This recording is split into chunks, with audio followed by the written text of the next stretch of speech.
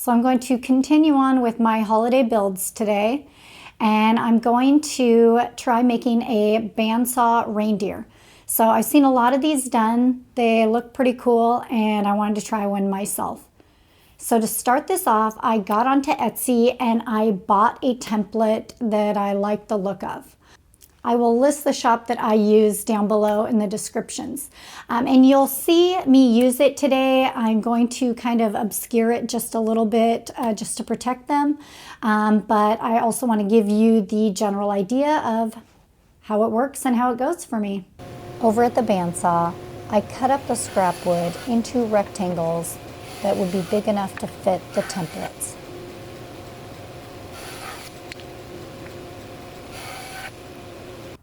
All right, so I pre-cut the wood and got them all ready for the templates.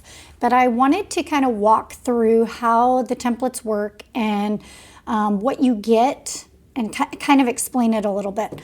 All right, so I printed off a really large reindeer here. Now this is not the one I'm making, but to protect the company that I'm going through just a little bit, I won't be just showing their plans out here. So just to give you an idea, you're going to get something like this. One is going to be the straight on of your project, and the other is going to be just the profile there. So what you will start off first cutting is this one, then you will cut this one. So what you want to do is you want to find a piece of wood that's going to be wide enough to fit this direction. So you kind of put it on and you see, will it fit?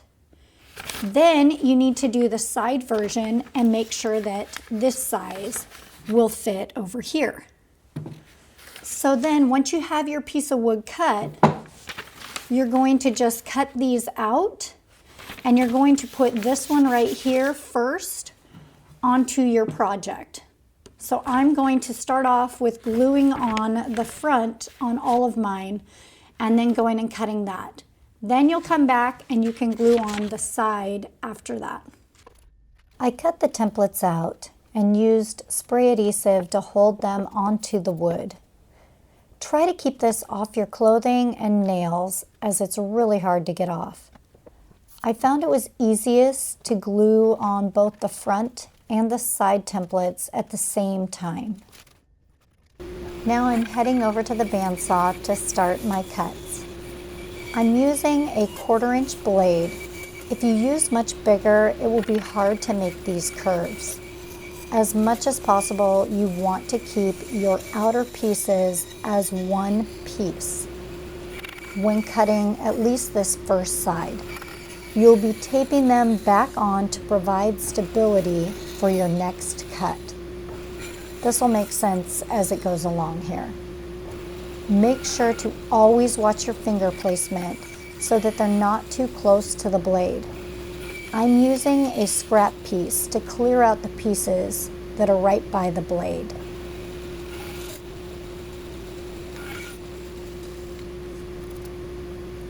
Once my first side is done, I use packaging tape to hold it all together. Here is where I'm reattaching those side pieces. This is why it's important to try to keep them as much as one piece as possible. Then I start to cut the next side. It may be hard to see because it's sped up, but anytime I need to back out the blade, I stop the saw and wait for the blade to completely come to a stop. Then I carefully help it out so as to not put extra strain on the blade. It's not as important to keep your scraps and your cuts down on this side. However, you can always tape them back on if you want them for gripping or to strengthen areas while cutting, which is exactly what I did in this situation here. These took me about 30 minutes to cut, so it could be a fun weekend project. Use up some of your scrap wood and have a fun homemade gift to give.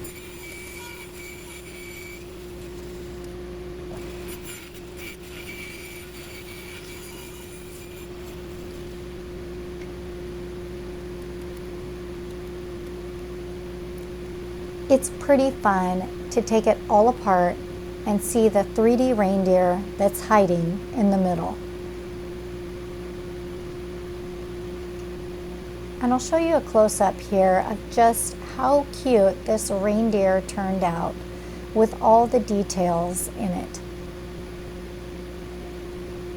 I found the best way to clean up those saw marks was with a Dremel. I'm sure I'll get a lot of comments on the gloves. Using gloves with a rotary tool can be very dangerous, so this may not be your choice. I used these welding gloves to protect my hands from the Dremel. There were many times when the Dremel came back and bumped the gloves. If I hadn't been wearing them, I would have a lot of cuts and marks on my hands. You could also hand sand it if that was easier. It really doesn't matter what you use, but make sure to put a finishing top coat on them just to make sure that they keep looking good for years to come.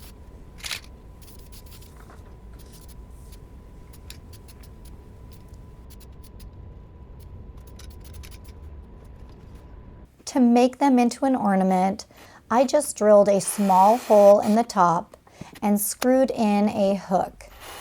That way I could attach ribbon to it and hang it on the tree.